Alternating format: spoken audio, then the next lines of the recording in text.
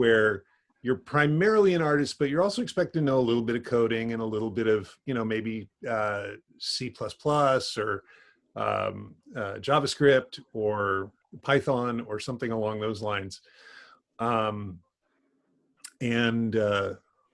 that's becoming more and more of a job requirement. So we started, because part of the reason a lot of the students that we have in the program are in our program is because they're afraid of math. And, as am I. I mean, I said so earlier today in the, when we did the earlier session. Somebody asked, what was the hardest for you? What did you like the least? And I went, math. I'm not good at it. But we started about a year, I guess it's 2 years ago now. We started a new class. It's called Coding for Designers and Artists. And it's a class that uses a free tool that's specifically designed to teach coding concepts to artists. It's called Processing, and it's free to download. And it's the whole class is taught in that, and it's pretty robust, frankly. And I have a CIS background as well. My associate degree was in computer science. So it's a fairly robust. The semicolon and I don't get along. That's why I don't code. I always forget the semicolon. It's syntax, right? It's right there on the keyboard, and for some reason,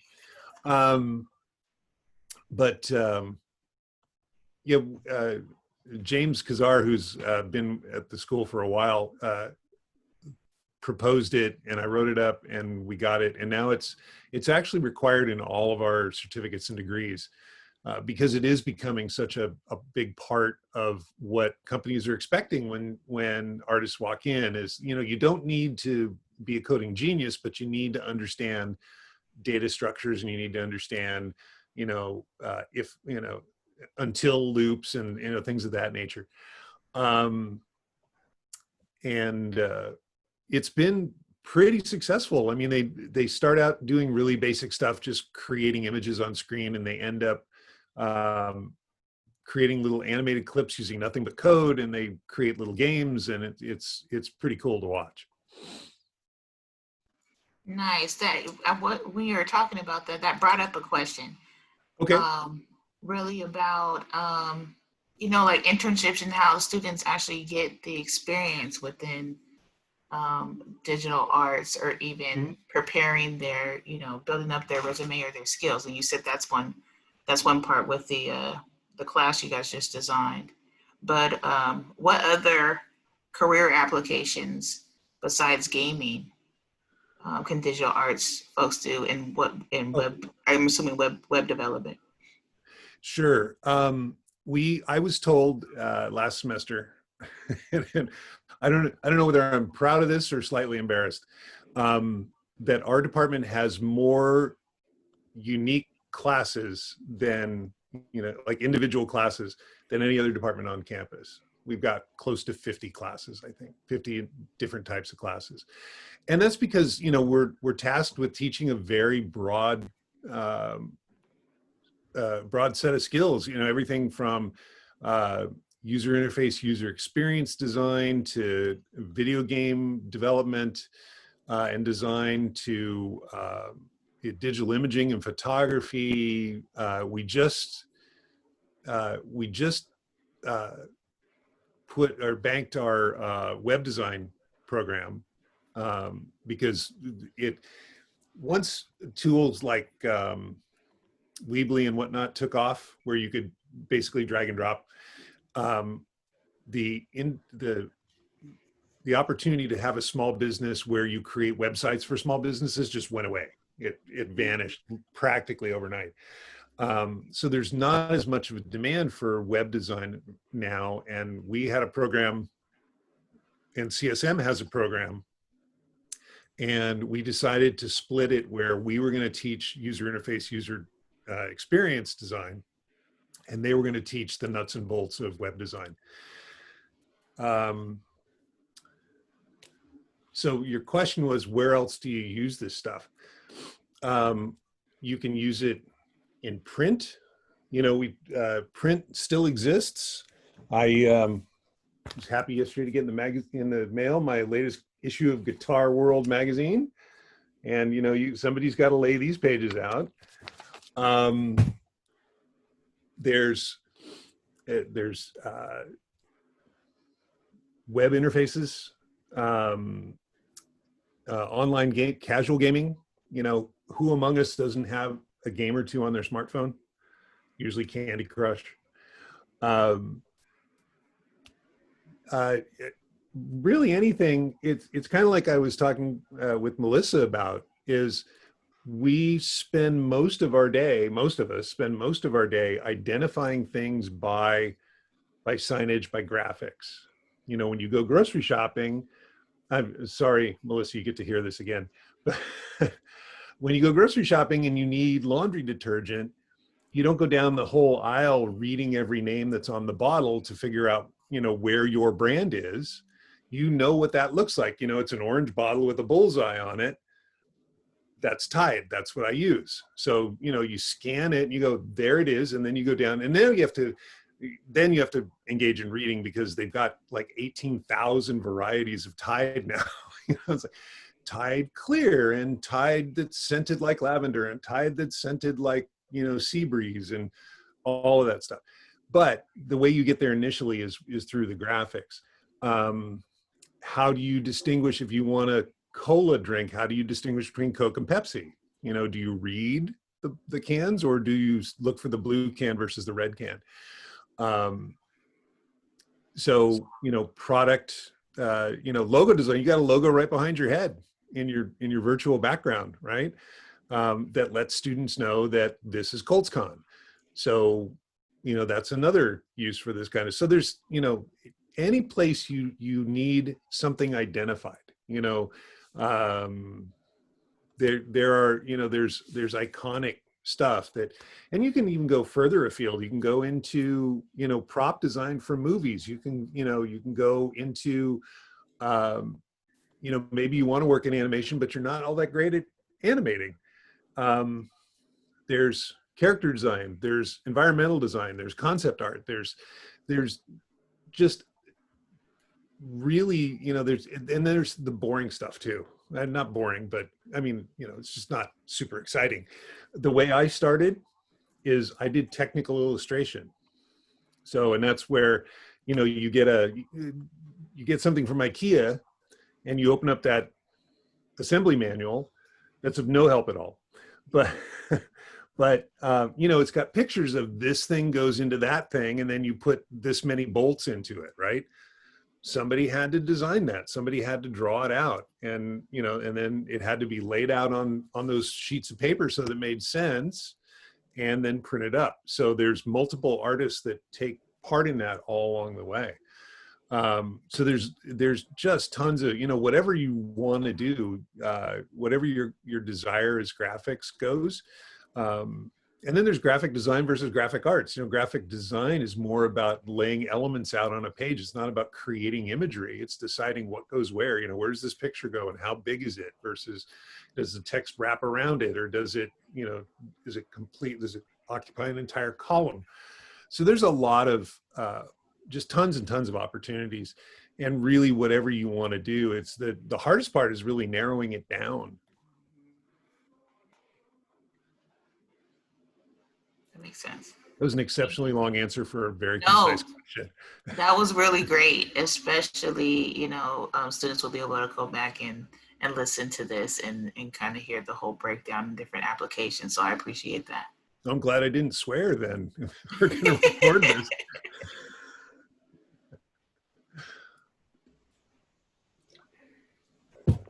What else you got? Oh, we don't have any students, but I think you can talk about anything. This is being recorded, so whenever students have time, they have access to the Canvas page from Colts-CON. They can always go back and check out the video and check out what digital art has to offer. So you can talk basically about anything you want to let students know. Okay. Um, oh, that's interesting. All right.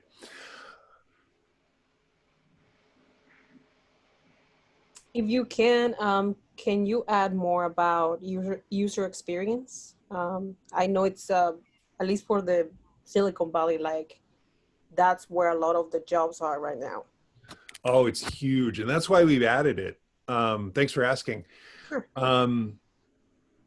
Yeah, we developed that certificate. We've had a couple of classes for a couple of years now, but they've been kind of independent, and we, in order to meet the state requirements, I think we tied them to graphic design. But starting in the fall, we have an approved user interface, user experience certificate and degree. And what user interface, user experience is, uh, the purpose of that is to learn the way to make the user experience as positive, as error free, and as smooth to use as possible. So, for example, think of your favorite, whatever application you use. Let's say, maybe you're on TikTok or Twitter or Netflix or Hulu or Disney Plus or whatever. Um, and think about how you navigate that environment. Pick one of those and think about how you navigate the environment. Um, is it a smooth experience? Is there something about that, getting through that environment to get to the content that you're looking for, that could be improved? So, for example, I recently added Disney Plus to my subscriptions because I figured out a way to get it for $1. And I also was dying to see The Mandalorian because I'd heard so much about it. Right. When I got in there, I realized that their search function is less than user friendly, and here's why. They've got the ribbon down the left side that's home and search and all the different options you have.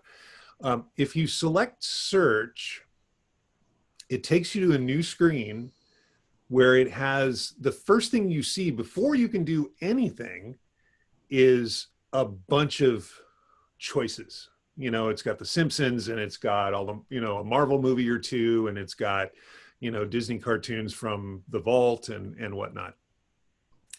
None of that is what I'm after. None of it. When I hit search, what I expect is going to happen is I'm going to get a search window that comes up, and an A through Z, 1 through 0 through 9, and some symbols that I'll be able to navigate with my TV remote, so that I can spell out what I'm looking for, and then they can send me suggestions for what I'm looking for. So there's a new Muppet show that's on Disney Plus now, and I wanted to watch it because I'm a Muppet fan. I grew up with those guys. So I hit search, and here comes The Simpsons. The Simpsons is great, but not what I'm after. So that user interface could use some improvement, because what I get when I hit the search bar, I don't get what I expect to get, which is a search, a window that will allow me to search by name. So the purpose of user interface and user experience is, first of all, the user interface part is, how are your elements arranged on screen? Is the information that most people are looking for prominently displayed? Excuse me. Does it make logical sense the way it's laid out? User experience is what I just described about the Disney Plus interface, where I go to do a thing, and then I do my part of it. I do the thing that I'm supposed to do to get to that thing, and then I have to do more to actually do what I asked, what I told it I wanted to do. I told it I wanted to search, and it went, well, before you search, take a look at no, I don't want to watch The Simpsons right now. I want to watch something else. So that's the user experience part. So, their interface may be relatively clear and make a lot of sense, but the user experience is less than ideal because I have to go through additional steps to do the thing that I wanted to do. So that's the user interface, user experience kind of thing. And it gets down into like, my wife is a user interface writer at Google. And the very first time, I will never forget, she's been there several years now. But not long after she started, I guess about 6 months after she started, one of the projects she worked on had finally gone live. And she's, oh my God, some of my writing is now live on the web. And I went, awesome, let me see. And, I come from a technical publications background way back when. So we're talking about manuals and books and, hundreds or thousands of pages of stuff. And she holds up this interface and there's 6 words, like literally 6 words on the interface. And I'm like, okay, how long did this take? And she goes, oh, this was months. It took months to get. I'm like, really? Were you carving them by hand or what were you? But no, it's about, there's a whole hierarchy of, there's the writer, and then there's the user experience designer. There's I can't remember the term they use, but it's somebody who, like on the, if you have a Google Assistant or you have an Alexa or you have, mine didn't kick in, so that's good.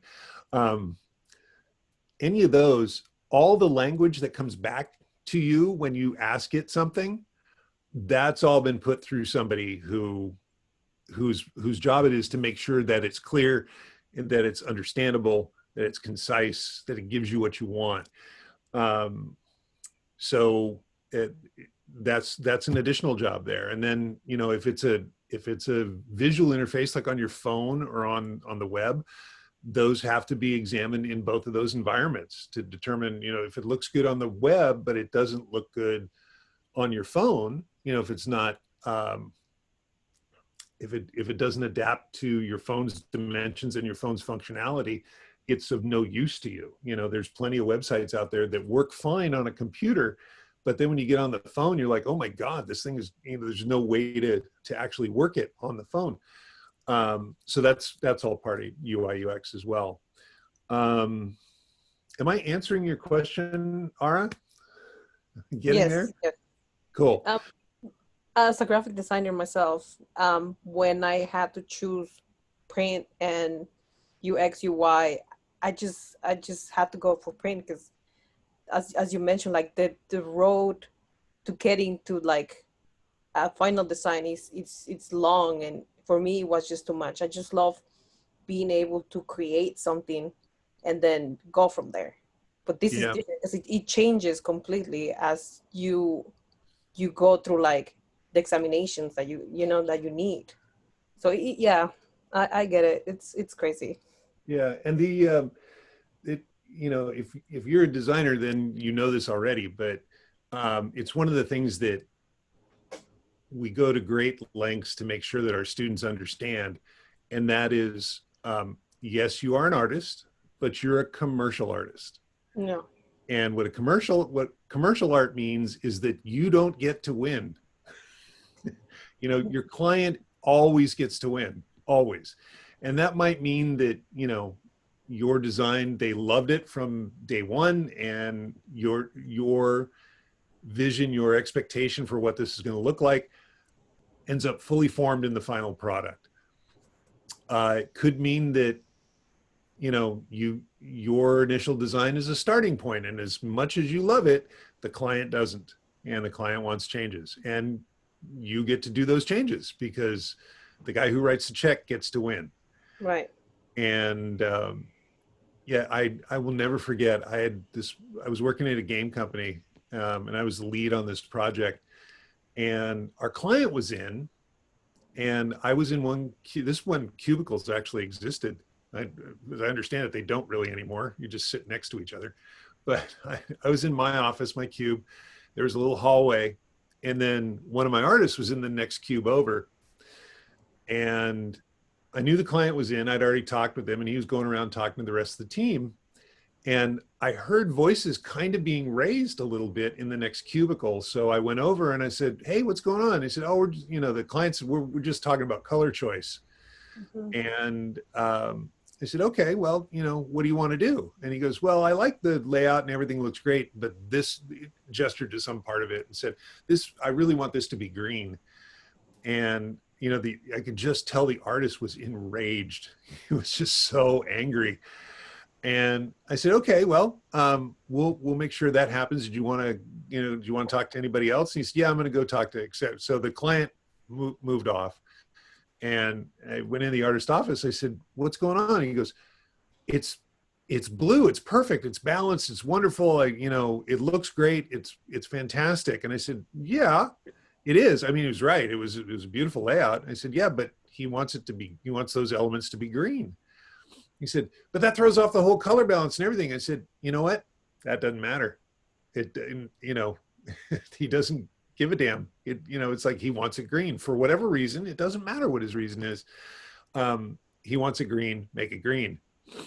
And the artist said, "Well, that's just going to destroy the whole look." And I said, "Well, it's his look to destroy. He's writing the check. He gets to do that." He said, "Well, I'm not going to put that in my portfolio." And I said, "No, put the blue one in your portfolio. It looks great. Who cares? Who's going to know?" When you show your portfolio, nobody's going to look at it and go, "Well, yeah, that's wonderful, but I'm pretty sure it's green in the fine." Nobody's going to do that. So um, there's a conception among a lot of artists that your vision always gets to win. And it's a fairly modern perception. Excuse me. And it kind of, it's grown over the last less than 100 years has been the case where art for art's sake exists. All the Renaissance painters, all of the people, there's Michelangelo didn't want to spend 10 years on his back painting the ceiling of the Sistine Chapel. He did it because he was hired to do it. He was a sculptor. But the Pope came along and said, you're going to paint at the chapel," or however he talked. And,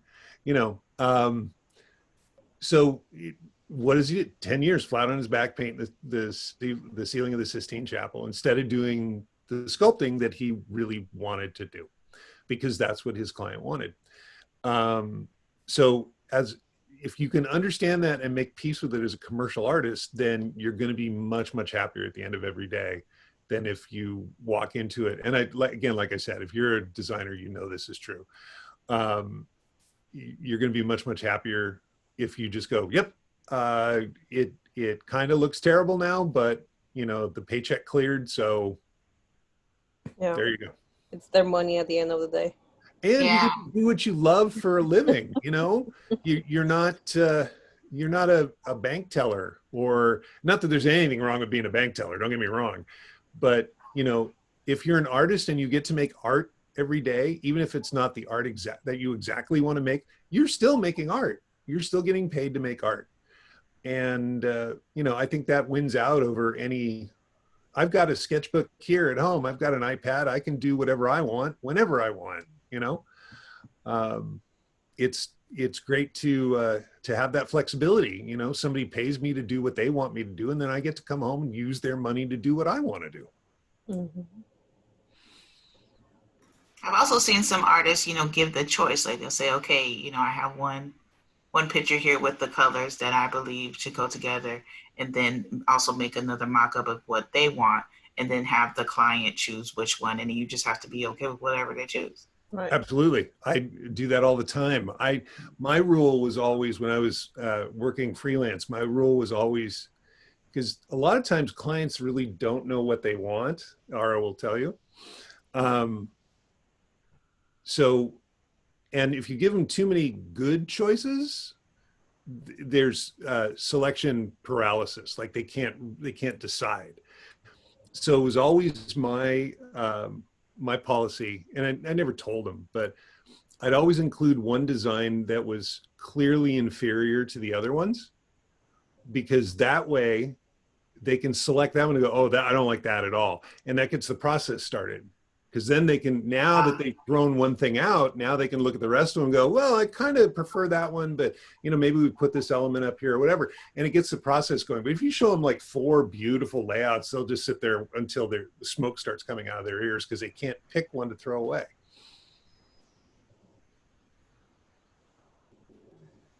So another question I have is for students that are in your program, like how do you direct them to look for internships in this field or to get some experience? That's a great question. This is a field where internships are not like they are in other fields. Like there's a lot of companies, especially like big tech companies, that will have regular internships, and they happen on a yearly basis. And there certainly are studios that do that as well. But most internships are kind of here and then they're not, or there's a need and then that need is completed and it's done, because a lot of work is project based. So the kind of advice I give my students is, if you really want to apply for that Pixar, that Disney, that DreamWorks internship, by all means do so. I would never discourage somebody from doing that. However, I would also encourage them to go to smaller places, go to small studios. There's a page on the internet called Game Dev Map, for example. And it's a nationwide map, I think it might be worldwide actually, of every currently functioning game studio. So, every studio that has made games or is making games shows up on this map as a hot point. And you can zoom into states, you can zoom into countries, and you can see, who's in your area that, oh, cool. Yeah, Adrian, thank you, Adrian. Adrian agrees with me. Game Dev Map is great. But you can go in there and if you look at the Bay Area, there's literally dozens and dozens and dozens of small studios all around the Bay. And, a lot of times they don't know that they want or need an intern until somebody contacts them. So they may not have a formal internship program like a lot of the bigger places do, but and you can do the same thing, by the way. It takes a little more research, but you can do the same things for print. You can do the same things for graphic design, because there's tons of those as well. You can do the same thing for UI UX design. The other thing to do is LinkedIn is huge. LinkedIn is a great resource. There's a website called creativeheads.net that it lists a lot of job and internship opportunities.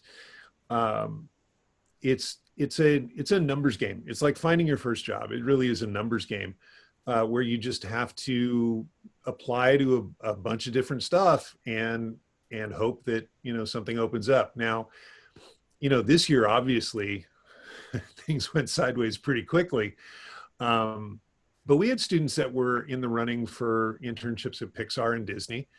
And then, those programs got shut down because of Corona.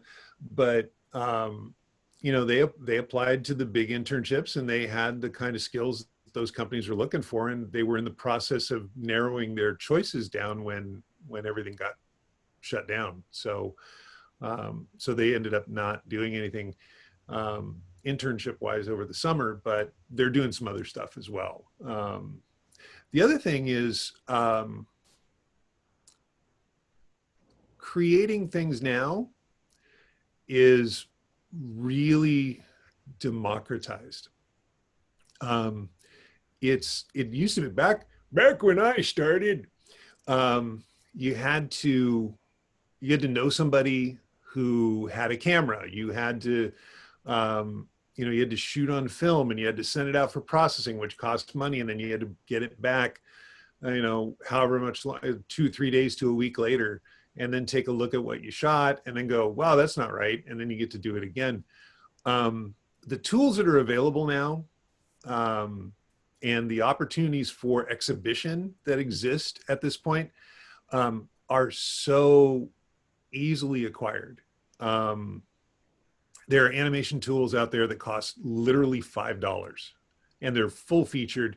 There's one of my favorite ones called Rough Animator, and it's $5 for Mac or PC, or maybe it's $10 for Mac or PC. And if you want to work on an iPad or on your phone, it's $5. And it's full featured. You can do rough drawings, you can do cleanups and ink and paint, add sound, have backgrounds, all of that. There's another tool called, I'm beta testing on it right now. What's it called? FlipPad. It's for the iPad. It's another tool that's fully featured. You can have multiple levels. You can, whatever. Photoshop is out there, and it's, well, frankly, Adobe kind of stinks. I'm not a big fan of Adobe right now because their subscription model is predatory, in my opinion. But there are other tools out there, Affinity Photo. There's other free to use tools like GIMP. So and I'm getting to the point, I promise you, Marcella, it's coming. But all of the availability of digital tools that exist right now, and the sophistication of those tools, makes it possible for anybody to produce whatever they want. You no longer need permission. You don't need somebody to fund your, to pay for your film shoot so that you can buy film stock and you can, rent equipment and you can whatever. My phone has a 4K video camera inside it. My phone has, and is it the best 4K? No, of course not. But I can still shoot 4K video and get it down so it looks really, really good at high def. And, then go from there and take that into some really inexpensive piece of editing software and edit it down. Go to YouTube, go to Vimeo. At least until it gets banned, go to TikTok. There's all kinds of places where these things can be uploaded. And then through social media, you can promote your stuff. You can post it on your Facebook page, you can post it on your Twitter or Instagram. All of those social networking sites give you the opportunity to boost your posts. If you want to give them a little bit of cash, they'll bump it up to the top of people's feeds so that you can see it. At a minimum, send it out to all your friends, and there's, videos go viral that way. And that's, where do you, are you guys familiar with Randy Rainbow? No, I'm not. Okay. How is it that I'm the oldest person in the room and I'm the only one who knows about Randy Rainbow? About Reading Rainbow? No. Well, Reading Rainbow is cool too, yeah. But no, Randy Rainbow is this guy, and he's on YouTube, and he does these amazing parody videos. They're heavily political, so be warned. But he basically does song parodies. And so he'll pick a Disney song, and something will have happened in the news, and he'll use a Disney song as the music bed to do a parody song. And he does his own harmonies, so he brings in multiple copies of himself when he's singing, and he does all this really cool video stuff. And he's on the cusp of getting a TV show, and it started with YouTube videos. So the opportunities that are out there now, even if you don't have an internship, the opportunities to have your work out there and have a way to exhibit it and have people notice it are so vast at this point that companies like to see internships. But for example, we have two of our students you may be familiar with, Elizabeth Birdwell and Ivy Wooldridge. And they've been in our program now for about 3 years. They've done Campus Movie Fest every year. And every year they've won awards on campus. couple of years ago, they went to the Cannes Film Festival. This year, out of all of the Campus Movie Fest animated films that were made nationwide, in the national competition, there were 5 nominees. 2 of them were from Kenyatta, and Ivy and Elizabeth won. So out of all those 4-year schools they're competing with, including San Jose State, by the way, my alma mater, but that's neither here nor there. Mine too. Go Spartans. Yes. See another losing football season. So out of all of those folks, Ivy and Liz took home the award this year. And when you look at their resumes, because they've always taken advantage, you know, they build one thing on the next. So that, you know, their first film, which is marvelous, it's called Heroism, just amazing. And they've only gotten better. They used that to get some work on a PBS online project. And then they use that, and they're working now with an independent producer here in Redwood City that's trying to pitch, that is pitching, I shouldn't say trying to pitch, he's pitching a kids animated series. And they did all of the animatics for those. They designed all the characters and did all the, they've got an 8-minute animatic that they've done. They did storyboard work for CineQuest a couple of years ago. And it's all based on these things that they did on their own that they then had work to show that they could take and show to somebody else and go, here's what we've done before. What would you like for us to do? And we've got another student, Veronica Plante, and she said, excuse me, yeah, they are amazing. I screwed up the pronouns, I apologize, but they're amazing. I think 20 or 21 years old.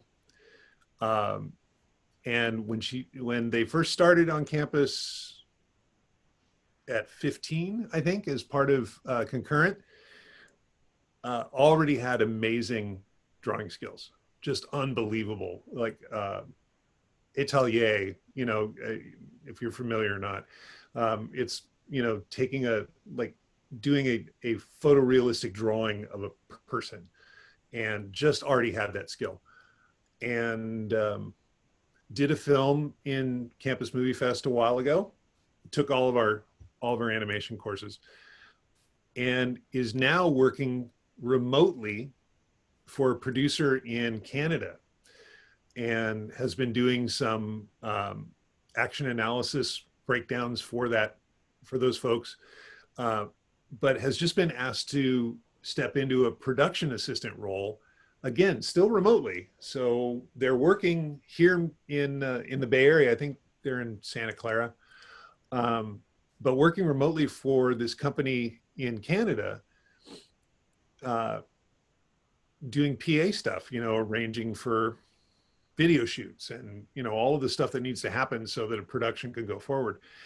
And just had a conversation. They just had a conversation with the head of studio there that wanted to know what their plans were once they were done with school. So all without an internship, just based on work. So yes, an internship is a handy thing to have. I did one when I was in college. It was different back then because, you know, fire hadn't been invented yet. And, you know,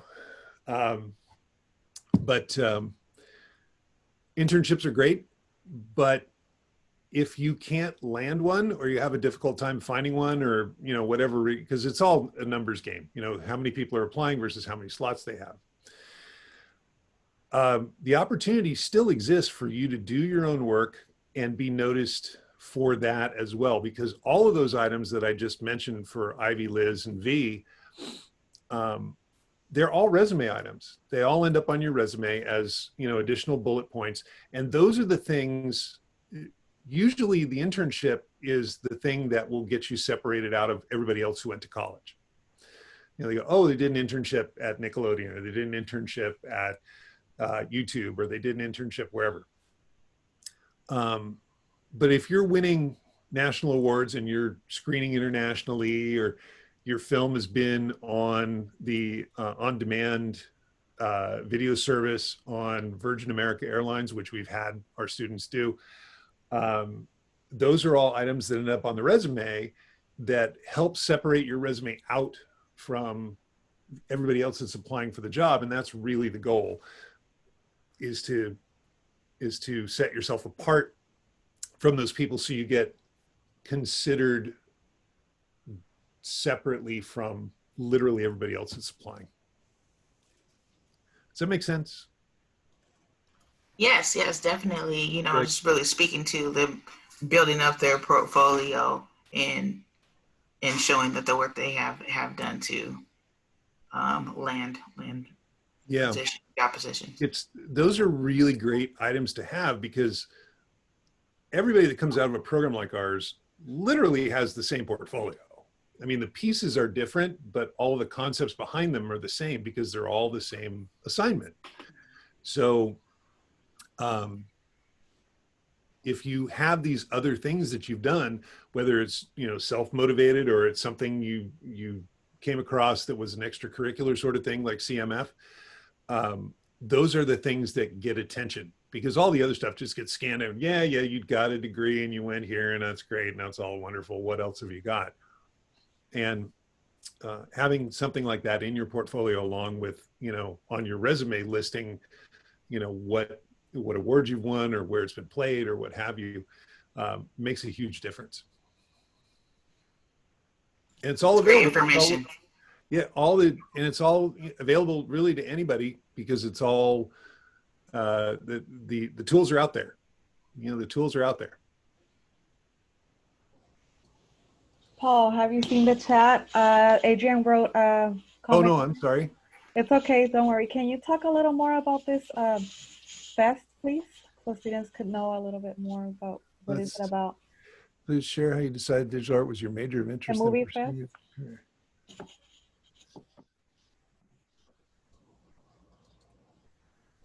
Adrian, you're absolutely right. Although we're the only community college that has CMF that I'm aware of. I check it out every year, and all the other schools that I've seen, and I admit, you know, I'll admit I may have missed one or two, but yeah, I haven't seen anything other than four-year schools except for us. And it's you know, it speaks to how hard these students work, and the opportunity. I mean, you know, I really shouldn't be mentioning CMF without giving huge props to Michiko, who brings it to campus every year, and got us a discount this year, I'm told. It's much cheaper because I think part of it too is because it's virtual, but she contacted him a week or two ago and said, hey, you know, this is a little much for us to pay. What can you do?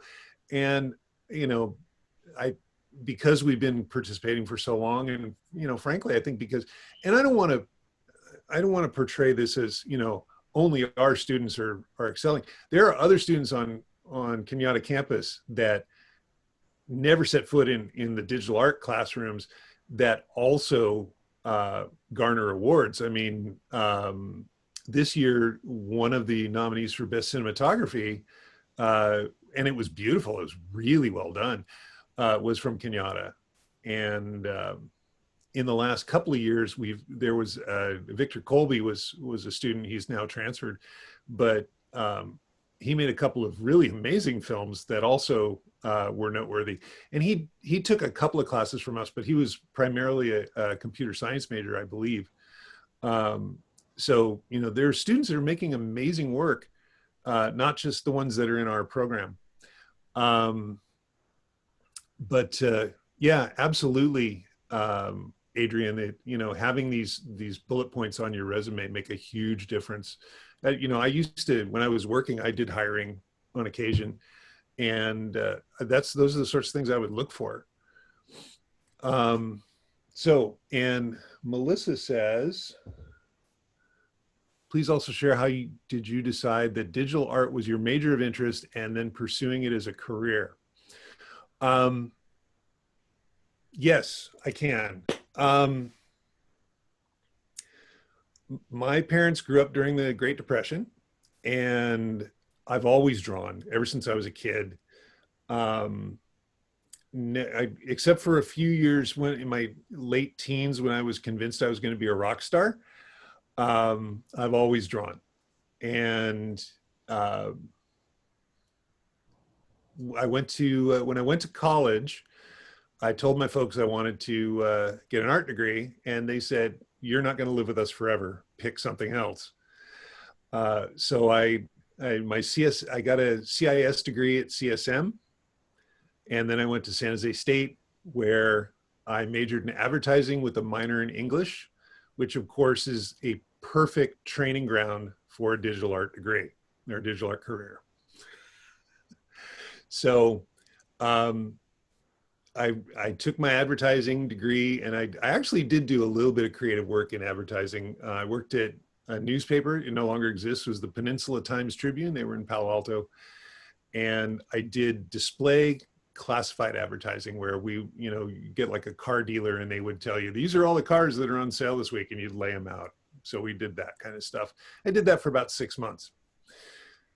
And then I had an opportunity to go work at a company in Silicon Valley as what they called a production editor. And what a production editor did was you take all of this was for technical publications, and you take the printed material and you lay it out on pages, and then you send it off to the printer.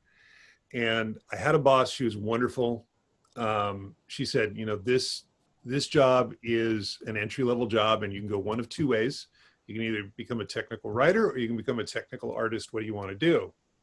And I said, technical artist, please.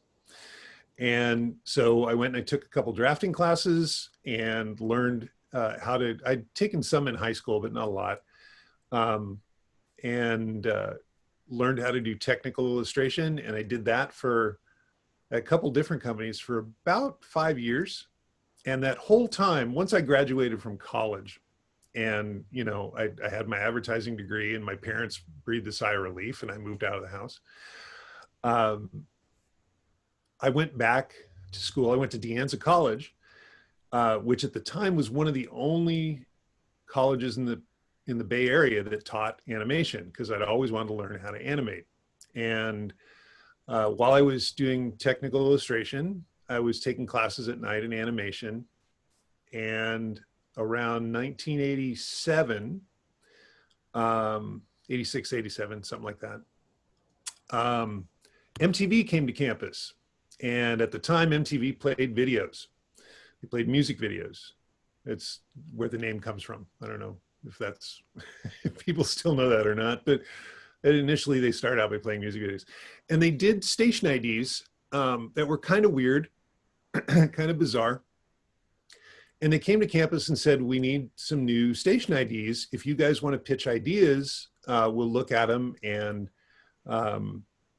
if we like them, we'll commission you to make some. So we pitched 5 ideas, me and a group of 4 other guys. We pitched 5 ideas, they picked 3, and ultimately we produced 2. So we did 2 station IDs for MTV, which was my first professional work. And around the time we were wrapping that up, I was also working on a personal film at the same time.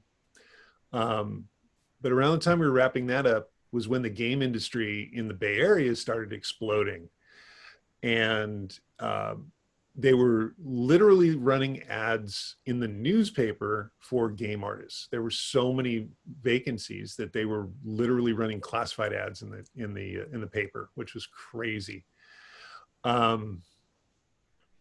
And I started applying to those. I sent out a bunch of, again, getting back to the numbers game thing, I sent out a bunch of resumes and demo reels, and ultimately got 2 offers, and jumped into one company that I was a 2D animator, traditional animator, and